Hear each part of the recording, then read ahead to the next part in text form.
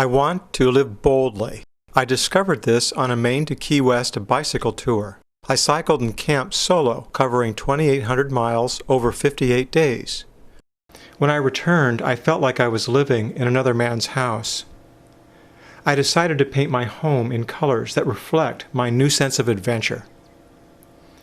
Saturday, 11:30 a.m. I reviewed the pictures I'd taken of homes painted in bright colors as I cycled through South Florida. I researched decorator advice.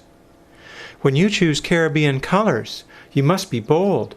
Pick colors that are saturated and leap out at you.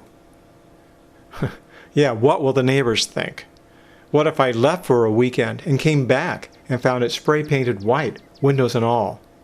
What if it attracts the attention of thieves? Heh, there must be cool stuff inside that colorful house.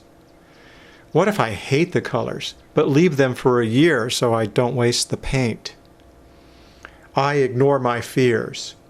I pick Mediterranean blue for the body, sunny yellow for the eaves and soffits, cranberry red for the doors, and plum and lime green for the window trim. Wednesday morning, 7:30 a.m. I start painting the eaves and soffit a sunny yellow color. I make fast progress with the power sprayer. As I finish, my neighbor Bobby walks over. "My wife thought I better come take a look. She couldn't believe the color you're painting the eaves." "I'm painting my house Caribbean colors," I explain. "I like bright colors," Bobby said. "I'll tell her." "Better warn her." Thursday morning, I start painting on the east side of the house. I cut Caribbean blue along the yellow eaves with a brush. I feel the blue paint sliding onto the boards. The paint is thick, almost buttery. The brush is wide with a pleasing handle. I discover that I like brushing. It slows things down. I will paint this house with a brush. My mind protests. It'll take forever. Who paints a house with the brush anymore, especially when they have a freshly serviced airless sprayer? You'll get bored and give up. But then I find a much more satisfying direction. Who paints a house with a brush anymore? I do. That's who. See, you get a better job if you push the paint into the wood. This is how it used to be done. I'm reviving an old tradition. You can't spray Caribbean colors. That would be wrong. A brush. That's all I'm going to use. I'm all about simplicity and modesty. There will be a tour of Venice someday, and when the bus comes by here, the guide will say, "These colors were chosen by Shawn McCarty on the last weekend of January in the year 2011, and guess what?" "What?" the odd tourist will ask. He painted it himself with a brush. I paint to the sound of tourists gasping. Oh, the quality, the quality. At the end of the day, I finish the east side of the house. I stand back for an objective appraisal. It looks bright. Friday morning, I start on the street side. I bravely stand up for my Caribbean blue against neighborhood outrage. My defensive systems are fully armed. It's my house, and I can paint it any damn color I choose. It's called freedom of expression. I look over my shoulder at a passing car. The driver looks back as he passes. "Yes, it's blue and yellow," I inwardly holler. "What are you going to do about it? Call the police?" I chuckle to myself because I know the cops are powerless over paint color. "No, I'm going to call the homeowners association. They're going to make you paint it tan and white." The homeowners association? Shit. No, wait. We don't have one. I boldly keep on painting. I see Bobby, my neighbor, approaching. Oh no, here it comes. His wife is giving him a hard time, and he's going to get tough. "I really like those bright colors." "You really do? Do you like how the blue complements the yellow?" "Oh, that's blue." "Can't tell. I'm colorblind. Did I ever tell you that? I do like bright colors, though." "I see you're using a brush. Kind of slow, isn't it?" Now I had spent all day yesterday dialoguing with myself on brush superiority. I destroyed every doubter my mind had summoned. I was itching for an opening like this. But now I am pissed at him for leading me on, and I refuse to engage. "Is your sprayer broken?" he asked sympathetically. I am silent. "Well, good luck," and he leaves. I keep my back to the street and keep on painting. More cars are driving by than usual, not a good sign. Neighbors are telling neighbors. People are talking. Outrage is building. With each passing car, I brace myself for shouting and the pelting of rotting oranges and moldy grapefruit, typical of Florida vandalism. I practice a defiant snarl. A pedestrian stops to gawk. "Nice colors." "They're bright colors." "Yeah," he agrees. "I wish my wife would let me paint my house like that." I want him to be my best friend. I want to talk about big plans and daring adventures. I want to invite him in for a blue island, but I'm fresh out of rum. Later, it hits me. I'm starting a trend.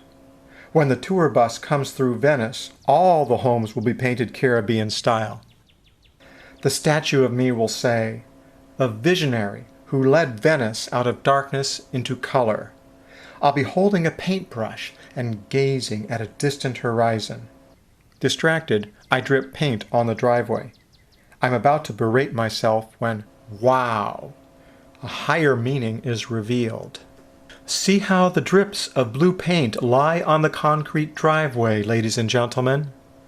He was so focused, yet so modest, that we must conclude he dripped deliberately. He's like those Persian artists whose carpets always had a mistake to avoid challenging the gods. Saturday, 8:30 a.m. I start brushing the west side of my house. My right arm and shoulder are cramping, so I decide to train my left hand to paint. My right hand is not pleased. I don't like hanging here. I feel stupid. I can paint much better than you anyway. It's my turn. I can learn, and I don't hurt. You're clumsy. Give me the brush. No matter how much I try to paint with my left hand, somehow the right hand ends up with the brush. I finally give the right arm the paint can to hold. This keeps it from sneaking the brush. I am so ingenious. Yet, how could such a simple thing elude me? Am I really that unaware? I vow to paint consciously. Brush in the can, wipe on the side of can, slop on the paint, tap it into the holes. Dip, wipe, stroke, stroke, tap, tap. Dip, wipe, stroke, stroke, stroke, tap. For a few minutes I follow the blue paint on its journey to the wall. I need credit for my efforts. I look around. No admirers. My inner log speaks. You sure are painting consciously. Too bad it doesn't show so people can admire you. Oh, people can tell. They'll feel it in my presence. I warm to the splendidness of that direction. World, yield to my omniscient presence. I have achieved enlightenment through painting a wall. Girls, money, veggie burgers, bright colors, whatever I want comes to me. Self-awareness and crystal clear consciousness is mine. I am a beacon of self-mastery to an unconscious world. Then I notice the left arm is holding the paint can and the right is brushing. Sunday, I finish the plum trim and the red doors, transforming the mundane into something electrifying. Monday, lime green. It's the last color to go on because I want to use it sparingly. I end up deciding on a green trim line horizontally around the entire house. Perfection. I am a loud color combination Olympian. My judgment is smack on. It's a love it or hate it paint job, but it is undeniably well done. I'm painting the back when I hear yelling in the front. "Hey you! We love your colors!" I scramble to the front yard. I see a 30-something cyclist and his girlfriend. Really? You're not colorblind? No. We're moving my father into a house down the block and we want to paint it like this. We don't have things like this where we come from. Where do you come from? Detroit. I was going to paint the house pink, but Dad said he wouldn't live in a pink house.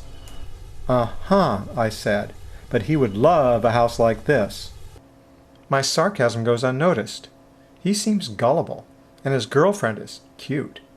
I decide to show them my electric bicycle, my solar water heater, and my photovoltaics, which power my bicycle and refrigerator. I am a warrior for what's right and good.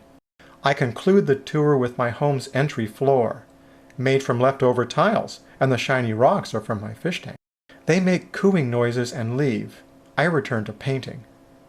In the documentary about my life, the narrator observes, "At that moment, he was at the peak of his painting form. Just look at those bold, confident strokes. Notice how efficiently he places the ladder.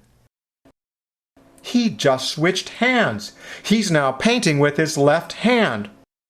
Watch and be humbled, because this is as good as it gets. Monday, 2:00 p.m. I paint confidently. The green stripe around the house is almost done. I am strong on the final board. "Oh my God, Shawn, wow, what great colors!" "Hey, John, didn't see you pull in." "Shawn, meet Adelaide. She's visiting from Switzerland." "Nice to meet you. I really love your painting colors. We have nothing like this in Switzerland." "Thanks. I'm almost finished. Can I take picture?" It is Monday, January 31st, 2011, at 2:10 in the afternoon. I pose, paintbrush extended like a sword. I painted the whole house with this brush, by hand. It's a lot more work, but you get a better job that way. How about like this? "It's okay, I've got it." "I've never seen anything much like this." "Really? So have you traveled outside of Switzerland before?" "Oh yes, I've been to Indiana." "You mean India?" "No, I mean Indiana. I saw all of it, and there were no paints like this." I show them my tile entry with the rocks, my solar system, and my electric bicycle. I give Adelaide a ride on the back of the bicycle. At the end of the block, I U-turn and look up. My gable radiates Caribbean colors, a bright new landmark. If painting bright colors brings you to life, be bold. If cycling 2,800 miles changes your life, be bold.